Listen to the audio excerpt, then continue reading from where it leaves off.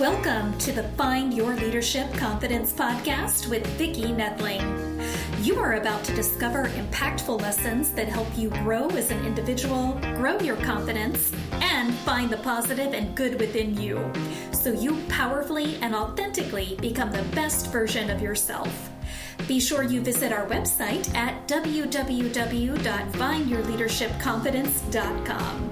While you're there, subscribe to us via your favorite network. Now tune in, get ready, and enjoy the journey of emerging as a leader of exception in the 21st century. Welcome, everyone, to the Find Your Leadership Confidence podcast. I'm your host, Vicki Noethling, coming to you from Roswell, Georgia. The goal of this podcast is to bring topics and guests that will empower you to become that confident leader and take your business and your life to the next level. Today, I'm really excited to have Deborah Heiser as my guest. And let me tell you a little bit about Deborah. Deborah has a PhD in and is an applied developmental psychologist, a TEDx speaker, a consultant, an author, and founder of the Mentor Project, and an adjunct professor in the psychology department of SUNY Old Westbury.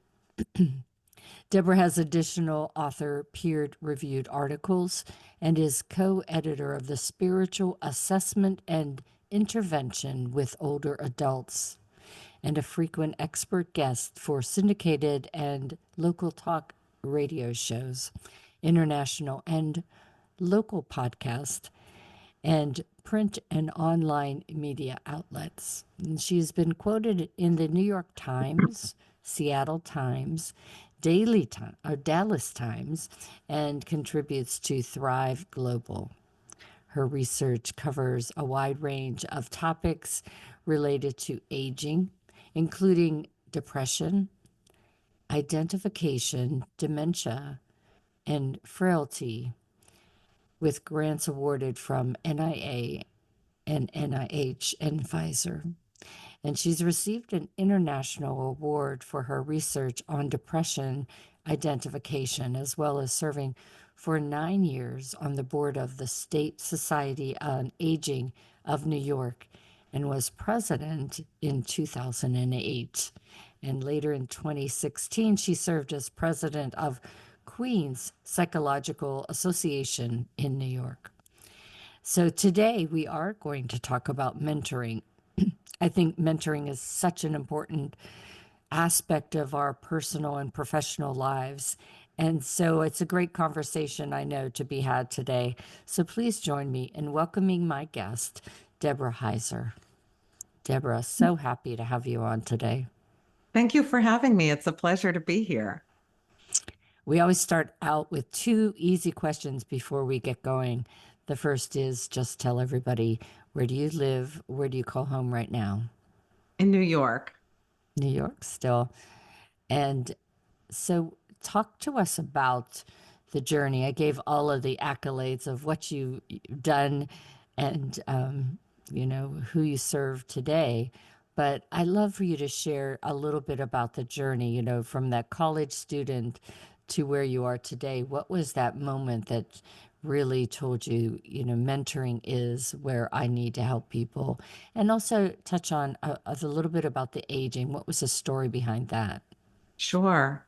So as you can hear from the bio, I'm an aging researcher, but I started out studying and being involved in everything no one ever wants to have or get, which was depression. That was mentioned several times, frailty, dementia. The first book I wrote was about spirituality interventions at end of life. When I met people, I was like not exactly the cocktail party person people wanted to run into. So, because most of us aren't interested in aging, and it's scary to us. So when I was first starting out right out of graduate school, and I had my own, research department at a large facility in New York City, I was really proud of all the work that I was doing because I felt like I was really out there helping people, which I Yeah. still think so. But I went to a dinner party at a conference and someone said to me, "Hey, what do we have to look forward to as we get older?" And I was stumped because here I was putting a band-aid on everything that was bad that we could possibly look Yeah. forward to as we got older. And so I didn't have anything to say to this person. And I went back to work and said to myself, I need to figure out what I want to look forward to as I Yeah. grow older. And that was a big pivot for me because I needed to go back and look at the research again. What was it that we could look forward to? When I first started working, I worked at a psychiatric hospital on depression. I worked in all these areas that looked at pathology. And as a developmental psychologist, we're trained to look at everything that we can expect as we age, starting from Mm, birth. You can expect to mm, walk, you can expect to talk, you can expect to have certain emotional feelings mm, and ways that you interact with people. But people stop talking about that by the time a person's, say, 12. And so I went back to the research and looked at what had been done for decades, but had not been talked about. And mm. that's our emotional journey. Yeah. And within that, when we hit midlife, we're built to want to give back. And I didn't quite understand that. I thought, well, why? And there's a really good reason for that. We spend our time when we're younger getting to know who we are and building Mhm, up expertise in all kinds of things. We go out and we aim to get a job in what we think is going to be our passion, and mhm. we develop expertise in all kinds of things. But by the time we hit midlife, we say to ourselves, do I matter? What is my purpose in life? Did all that work mean anything in the end? And that's where mentorship steps in because it's a way that we give back to others a little piece of ourselves. And that for me was something I grabbed onto and said, I want to know more of this. This is Mm, what I think is what we have to look forward to, in addition to all the other emotional things that, I've learned, which is that, research shows we can be happy. We're supposed to be happier as we get older. And that has been proven over and over again in research from Harvard to Stanford.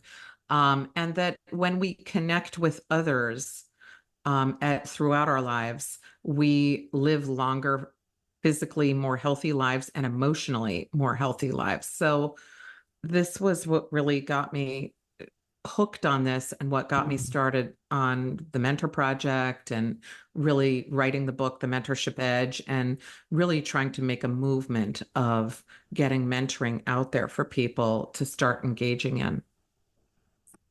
I know that, you know, whenever my kids were Girl Scout age, Brownie and Girl Scout age, I was not the leader, but I was helping with that. And I realized that a lot of the girls didn't have things that I grew up with, where I had both my grandparents and I spent time with them, and they embarked on me their knowledge, their stories, and they taught me how to crochet and knit and how to clean and cook and all those things. And then I had a stay-at-home mom too, so I had that too. And a lot of these girls, their moms worked, which I worked as a working parent, but they didn't have that generational Yeah. mentor, if you will. And so I thought, oh, I should teach these kids all these different things that I knew. But then as I got into the workforce, I always had someone that was giving back. Always had someone that said, you know, you're having a rough time here. Let me help you. Yeah. Or I know that this is going to happen and let me tell you how to get around it. And so for me it was always, okay, I don't want that younger person to have to struggle. And granted, you do learn. I mean, I learned more from my mistakes, but if you could have them not be as many, if you will. So for me, mentoring it was always there, but I'd love for you to kind of just give a definition Sure. of mentoring for the audience so they understand what it is as opposed to coaching and counseling and all those Oh, different things. for sure. Because, mentoring and the word mentor is really used so liberally right now that it's lost a lot of its real meaning. We use it so frequently for things that aren't mentoring. And it makes it so that it devalues all of the different things that we do. It kind of devalues coaching, it devalues mentoring, it devalues advising, and all the things that we need. We should not have just one of these. We should have all of them. Mm. But it's used in the same way. So if I were to define mentoring, which it's in the book as well, most of us think of mentorship as being hierarchical. But one of the most powerful forms of mentorship is lateral. But Yeah. let me still give the definition because it holds for both forms. So, mentoring requires something called generativity, and that's the emotional life stage where we are, built to want to give back. It's where we want to care for someone else without expecting anything in return. Mm. And you described that, where people were there for you and where you had that generationally. It's not just in the workplace, it's at home. That's our Mhm. traditional traditions, our values, our culture. And in the workplace, it can be whatever the professional, thing is that we need to grow with in order to succeed at a higher level. But you need somebody who wants to give back, and you need somebody who wants to accept that.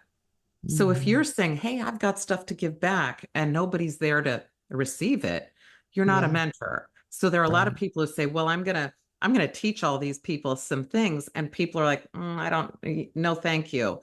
Um, you need both. So the mentee has to be engaged as the reciprocal person, person Mhm. who's receiving it, and the mentor needs to be the one giving it to someone who wants it. And the second thing is it has to be intrinsically motivated. Now, this happens in families all the time where somebody is like, I want those below me, my grandchildren or nieces or nephews or whoever it is, to have the values that were passed down to me. That is meaningful. We see that in traditions in terms of holidays, the Mhm. smells, the food, the all of the things that go with that. And if we don't have that, we'll oftentimes feel lonely or there's an emptiness to that. Yeah. And so that's a powerful thing. In the workplace, if you're being paid to mentor, you're not a mentor. That's where Yeah. you're a coach, you're an advisor, you're something else, but you're not a mentor. That doesn't devalue what those other things are, but by misnaming it, it makes it feel like mentorship is a burden. Mm. So the example I like to give with that is that if I were to say to you, "Hey, Vicki, would you like to go volunteer at a soup kitchen, giving out food and beverage to hungry, thirsty people?" You might say, "Yeah, sure." Now, if I said, "Hey, Vicki, instead go volunteer at Starbucks, giving out food and beverage to hungry, thirsty people," you'd probably say no. And that's because there's a different feel to it when everyone's getting paid. And there's an Right. expectation in that environment for pay. So it takes away that really good feeling that you get from giving your time and expecting no pay. And Mhm. so that's the same if you're in a work environment or if you're in any other personal environment. If you're expecting pay for it, then you're probably coaching or advising. And embrace that. That's a good thing. We need Yeah. coaches and we need advisors. Mhm. But a mentor is somebody who's not expecting that. A mentor is somebody who's going to do it without anybody ever even knowing that they're doing it. Right. The next thing is it has to be a meaningful connection for both the mentor and the mentee. So, in terms of, when we make friends with people, we choose the people that we really want to spend our time with. And it's not a failure if somebody comes along and it's just not a great match. But in mentorship, if it's one of those that are set up at work where it's a requirement, um, you may feel like you need to continue with a relationship that you don't feel really meaningfully connected with because you're too afraid to tell somebody, "Hey, it's not working out." There's a failure component to it, which doesn't exist in Mhm. mentorship. Um, so it needs that. it also needs trust. And this is a big one, because if you don't trust that you can tell someone above you at work that you don't know how to do something because you're afraid that they won't promote you or give you a good performance evaluation, or that they'll see you as not as smart or highly qualified as you are, that is a problem. Likewise, if you're a boss and you are afraid that someone is going to steal your idea or steal your thunder in some way, that also is something that makes it so it cannot be mentorship. In terms of lateral mentoring, this is often a bridge to that. If you are in a situation at work where hierarchical isn't going to really work because you don't feel comfortable, you don't feel like you can be vulnerable, then you go to somebody beside you, somebody in a different department, somebody who's an equal in terms of your level, but has a different area of expertise who can help you. And that can happen in your personal life or professional life, but trust needs to be there. And finally, a goal. A lot of people will meet up with a mentor that they're calling a mentor, and there's no goal. It's just kind of chit chat. And you need one. It can be a one-time goal. It can be a goal that shifts and changes over time. But there needs to be a goal with it. And both people need to know it, the mentor and the mentee. So that whole combination is like a recipe that's kind of like if you were to bake brownies and you left out the sugar, it would look like it, but it doesn't taste like it. You need all of those ingredients there for mentorship. Such good information. And, I think back at in my corporate career, and there were several people that I mentored, as I said, along the way, but it was never formal. It was, and it was always people, I wanted to help them get to be a good project manager or get into project management. And so, you just give them a listening ear as to, what they would like to do if that was what they desired. And then you share what you could share, and help where you can. But I've also been in situations where mentors were assigned to people. And just as you said, if it's not a good fit, then there isn't that trust, there isn't that openness that really the mentor and the mentee need to really thrive in the relationship. Yes, that's where when they're enforced mentoring is where I feel like it's an exploitation of employees in some ways. I know that that's controversial to say that, but when you feel like you're obligated to do a good deed, it's that same exact feeling of being in Starbucks and volunteering your time. And if it's only renamed to advisor, an advisee, or it's renamed to a coach, then there's a whole different feel to it, because that there's a failure, an interpersonal failure component to something where you are assigned to someone, and most people don't say it's not working out because they feel like they're letting that other person down in some way, or they're letting they're too embarrassed to say, hey, or they don't feel like they can be vulnerable and tell HR or whoever set it up that it's just not working. So people stumble along, and usually there's some kind of at least implicit expectation that there will be growth for that mentee. And if there's not, it's often because there's one of those ingredients missing, but then people feel that that the mentor was a failure in some way. And so I feel like why put people in a position to lose emotionally and name it something that could work, or just only set up actual real mentoring opportunities for people, like one or the other or both. I always found it complimentary when I had somebody ask me to be their mentor, because then I knew, okay, now we have a great start for this. But Exactly. And they're going to you knowing what your expertise is that you could give to them. Whereas if you are giving your expertise to someone and they don't want that, it's not what they're looking for, that feels terrible for the mentor, that's then put in that position Yeah. and for the mentee. It's like you can't really get out of that in a positive way. Yeah, and also there are situations where the mentor is really not equipped, doesn't understand the role, and therefore, they don't know what to do with this person, if you will. And so that sometimes they do lead to more coaching or advising and not really fulfilling the true role of a mentor. Yeah, an advisor and a coach have real roles that are defined.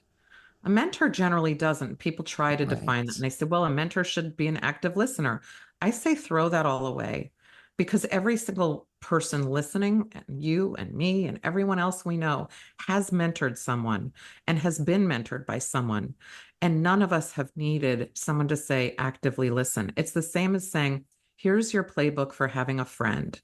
Don't throw them under the bus.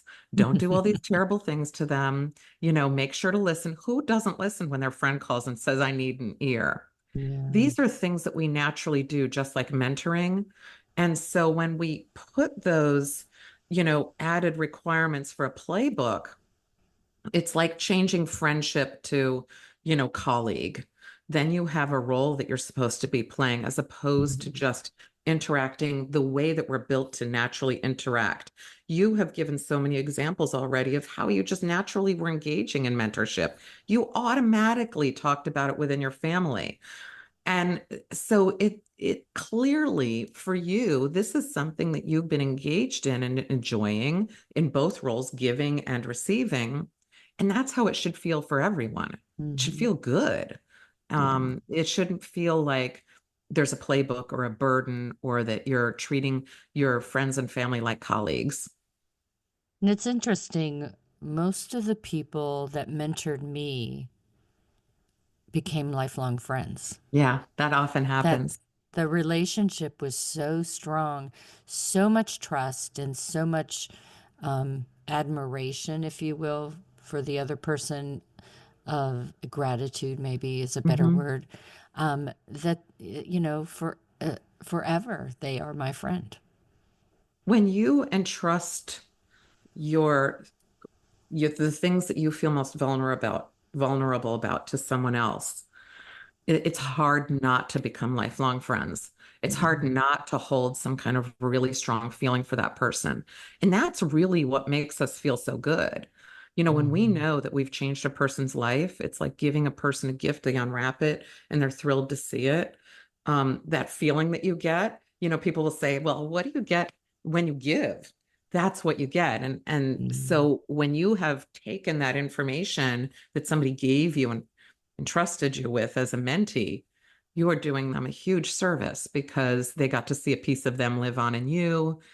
And of course, you're going to oftentimes become lifelong friends. It's a bond. Mentoring Mhm. is an actual emotional bond. So let's just take this another step and talk about in the workforce today, our daily lives. There are 5 generations of people out there, all different ways they learn and communicate and whatnot. Uh, but how can we work together to solve challenges that we have, taking the little pieces of each of the things that they have, the to really make things work better? Well, I think everyone has an expertise. And a lot of people say, how do we get the generations to work and to work together? Well, none, I'm a Gen Xer.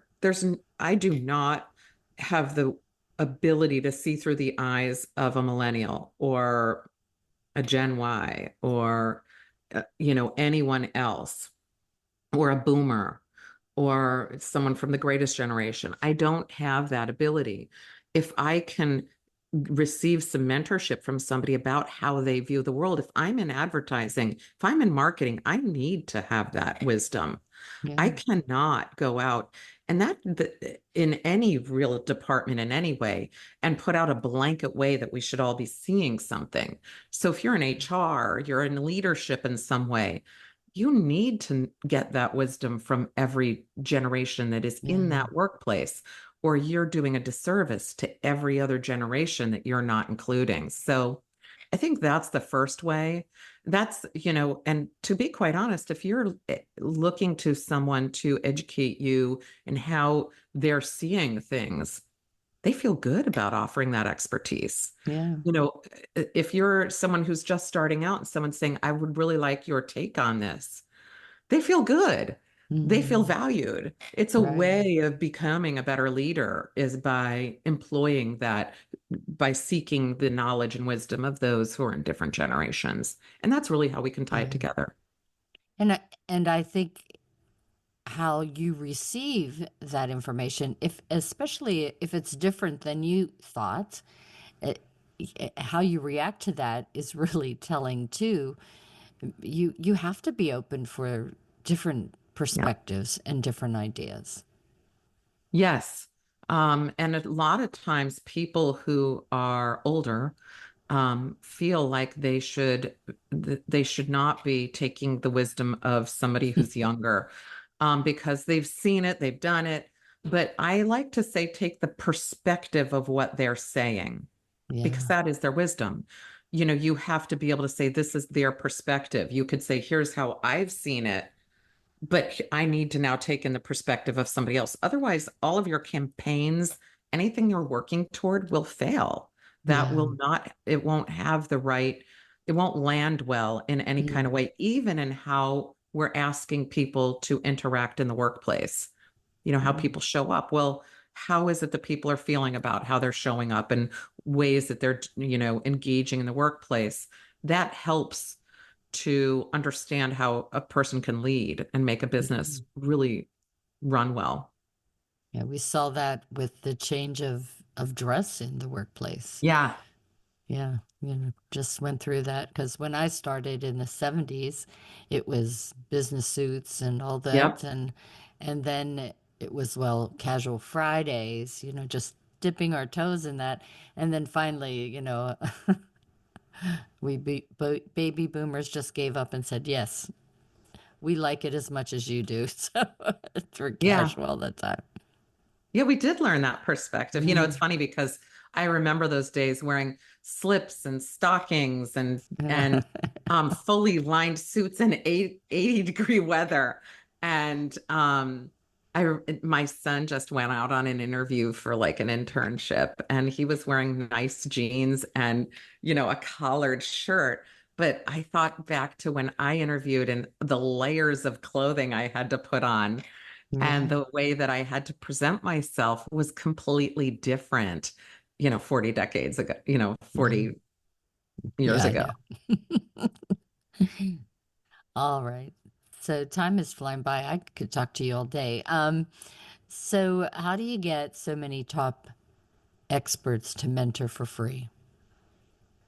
I didn't know that that would be the case. We started out with just a couple of people because I found out as I was researching about mentorship that people I was talking to, were saying that they didn't have access to mentees.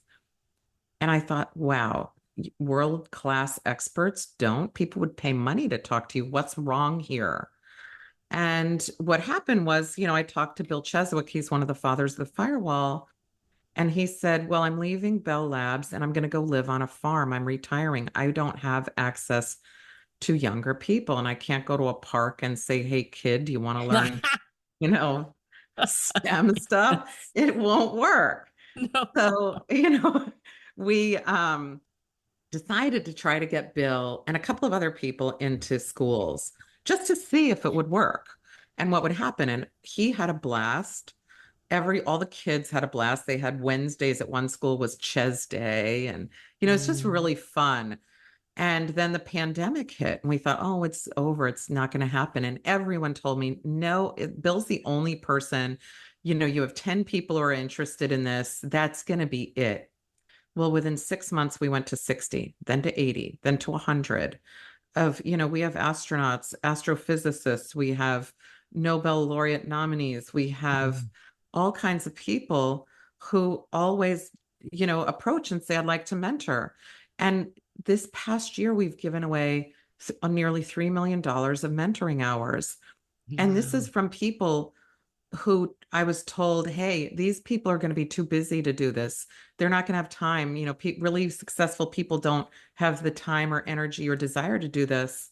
So the Mentor Project was formed, really just to see if it would happen. And then it just took off organically. And Mm, we've been operating for 5 years now. And it's continuing. We're in mm, 7 countries. We're really, impacting people all over the world. We do it for free. Every student who wants to get mentored is mentored for free. And this is really what I wrote about in the book, The Mentorship Edge, is how we don't have to pay people to do things. People want yeah, to do it. It's right. something that we're built to do. We get great gratitude from um, giving to others and seeing that our expertise lives on in other people. And we get to see that the wheel doesn't stop turning. I liken it to every person that does not engage in generativity or giving back in some way. We're burning down a library. Mm. It's burning down an entire knowledge base. And so my goal is to start a movement so we don't waste any of our Yeah, most precious natural resources, which is us. so good. You know, one of the things that I offer is to sit with uh, folks and do 5 or so interviews to be able to help them write their book. Because I just run across so many people, I'm 66, so people in their 70s and 80s and 90s who have such great stories. And you just are so intrigued as you sit there and chat with them, and you think, you should write a book. I mean, this should not get lost. But Yeah. it's like, well, no, I don't know how to write a book. And I thought, well, let me just interview you. It will be fun for me, but it will give you that transcript for you to be able to write that Yes. book. And your podcast is a form of modern mentoring Yeah. because people are able to connect with you and listen to what you're saying and take in the knowledge that you're passing on from yourself and from your guests. So Mm. you are a modern mentor. They didn't have tech back when mentoring was or first defined centuries ago. It's now changed, and tech is a wholehearted part of mentoring. And that's really why when I retired and I came across doing this, I thought this is just such a great way to give back. One of Yeah. my mentors is Jeff Olson, and he tells you to read 10 pages of a good book, the self-development or whatnot, every day. And as I mentioned earlier, a lot of the millennials and beyond don't learn that way. They don't like to read, and so they're missing all these opportunities. But they'll sit or go on at the gym and listen to a podcast for 30 minutes and Yeah. just get that 30 minutes block, and that's about 10 pages if you think about it. So, this is my way to help to enrich anyone, but especially those younger folks who need it. They need to know this stuff and to be able to have the knowledge that's shared from all of the experts that I bring on, I think is just, as you said, it's just my way of mentoring in It a is. different way. It's an actual real way. Mhm. Podcasting, writing a book, all of those things are ways that we connect with others. I like to say that that meaningful connection portion, when you feel, and I feel this way, meaningfully connected to a podcast I'm listening to or to an author, and I'll say, I can't wait for their next book to come out. Those that I feel that is that as Yeah. strong as if you and I were to meet in person? No, but it's still strong. It's like brownies, but with maybe three Mhm. quarters of a cup of sugar instead of a full cup. It's still there. The recipe is still intact. Yeah. And I will say too that a lot of the people that I interview I have then since kept the relationship going with the folks That's great. because it was just such a good connection that you don't want it to end. You know, you do want to talk with them again and again. So, yeah, podcasting was a great addition to my life for sure. Oh, that's so great. You're a natural mentor. You've just been doing it your whole life. It's really nice to see. It sounds like you had family who really instilled mentorship and giving back into your life. And if people who are young see that the way that you got to experience it, civic engagement is one way that young people can get involved in that. But even just knowing that they have the ability to do like you did, to pass on their values and to accept the culture and traditions of their family and know that that's a form of giving, like you obviously internalized, it's going to be helpful for others. Yeah. I work with the youth too, middle school and high schoolers, to teach them public speaking because Oh, to me, to be able to um, share your thoughts and ideas is such a necessary tool. yeah, And so, that's one of my other favorite things to do. that's amazing. And doesn't it feel good? That's It, every time, I every time. know everyone is so surprised by that when I tell them, they think, well, you could be doing something else like a hobby, but it's much more gratifying than anything else. When you have a child that, you worked with at 9 or 10 or even a high schooler, and they come back years later and say, everything you taught me, I use now. And that Ah, makes you it feel does. awesome. Yeah, it does. And Yeah. especially that they understood that that came from you. Yeah. That's And wonderful. that's always, as I work with them, that's always my goal, is to really show them that this isn't school, that this is life. And I'm just helping you to have tools in your toolbox for life. Yeah. Yes, that's exactly it.